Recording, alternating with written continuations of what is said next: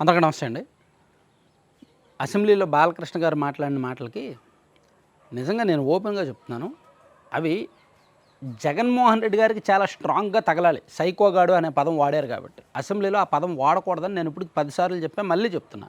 అసెంబ్లీలో బాలకృష్ణ గారు జగన్మోహన్ రెడ్డి గారిని ఉద్దేశించి ఆ పదం వాడకూడదు, కానీ వాడారు.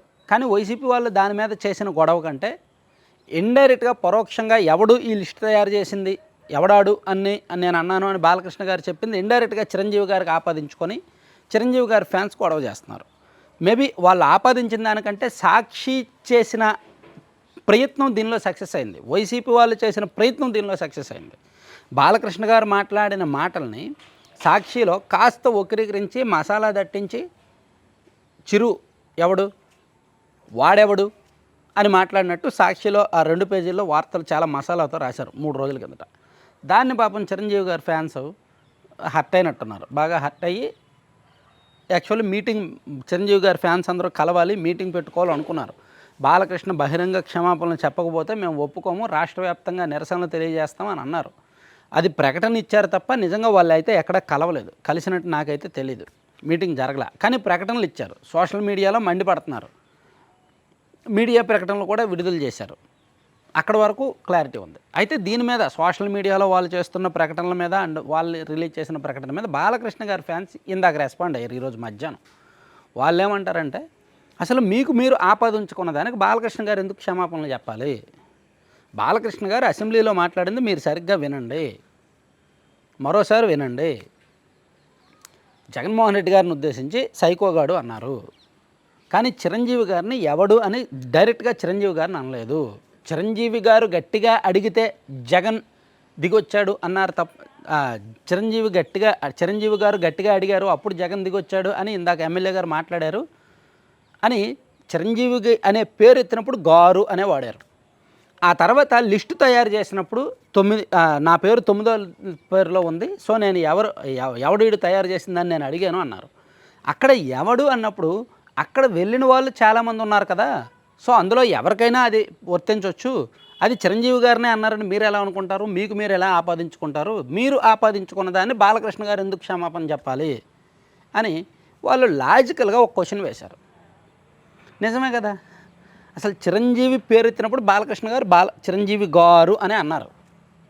అది మళ్ళీ వినండి కావాలంటే. కానీ లాస్ట్లో ఆ లిస్ట్ నా దగ్గరకు వచ్చింది, నేను చూశాను, ఎవడు ప్రిపేర్ చేసాడు దీన్ని అని అడిగాను అన్నాడు. సో అక్కడ ఎవడు అనేది చిరంజీవి గారికి కాదు, అందులో ఉన్న ఎవరికైనా ఉండొచ్చు. దీనిలో సాక్షి ఎంటర్ అయ్యి సాక్షిలో ఆ మసాలా వార్త రాసేసరికి దానికి చిరంజీవి గారి ఫ్యాన్స్కి పౌరుషం పొడుచుకొచ్చి బాలకృష్ణ గారిని విపరీతంగా తిడుతున్నారు. అసలు ఇంత లాజికల్గా ఇంత సింపుల్గా ఉంటే నేను కూడా 3 రోజుల నుంచి ఇదే చెప్తే నువ్వు కవర్ చేస్తావు అంటారు. కవర్ చేయాల్సిన అవసరం నాకేంటి? బాలకృష్ణ అసెంబ్లీలో అలా మాట్లాడకూడదని ఫస్ట్ చెప్పింది నేనే. బాలకృష్ణ గారికి బయట టెస్టులు చేయాలి, అసెంబ్లీలో వెళ్తున్న ఎమ్మెల్యేలందరికీ అవసరమైతే పరీక్షలు చేయాలని చెప్పింది నేనే. సో ఇక్కడ అసెంబ్లీలో బాలకృష్ణ గారు మాట్లాడిన పదాలు వాడిన భాష కరెక్ట్ కాదు, నేనేం సమర్థించట్లా. దానికి చిరంజీవి గారి ఫ్యాన్స్ రెస్పాండ్ అయిన విధానం కూడా కరెక్ట్ కాదు. అంత చేయాల్సిన అవసరం లేదు. బాలకృష్ణ గారు అలా మాట్లాడారు, చిరంజీవి గారు ఇమీడియట్గా దానికి ఇవ్వాల్సిన వివరణ ఇచ్చారు.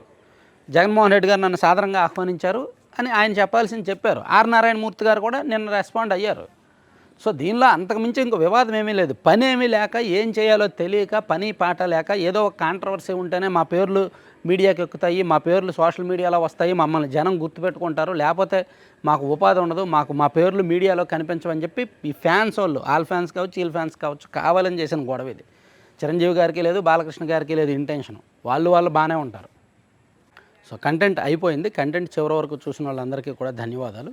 ఇక్కడ ఒక చిన్న ప్రమోషను, అడ్వర్టైజ్మెంటు వీలైతే చూడండి ఇంకొక నిమిషం. లడ్డూపల్లెం.com అని ఒక organic foods, home based organic foods తయారు చేస్తున్న ఒక సంస్థ గురించి నేను చెప్తా. వీళ్ళు 15 మంది మహిళలు కలిపి ఇంటి దగ్గర హోమ్ ఫుడ్ పెట్టుకున్నారనమాట. దీనికి వాళ్ళు తయారు చేస్తున్నవి ఏంటంటే మిల్లెట్స్తో చేసిన లడ్డూలు, రాగి, సజ్జ, జొన్న, కొర్ర, ఇలా 4 మిల్లెట్స్తో లడ్డూలు చేస్తారు. అండ్ వీటితో హాట్ స్నాక్స్ కూడా చేస్తారు. జంతికలు, మురుగులు, జొన్న పూస, రిబ్బన్ పకోడా అవి కూడా చేస్తారు, బాగుంటాయి. అవి పిల్లలకి ఇవ్వచ్చు ఈవినింగ్ టైం. మంచి స్నాక్, అది హెల్దీ స్నాక్. అలాగే సీడ్స్, మల్టిపుల్ సీడ్స్, అవిసె గింజలు, గుమ్మడి గింజలు, పొద్దుతిరుగుడు గింజలు, లోటస్ సీడ్స్, వాటితో లడ్డూలు చేస్తారు.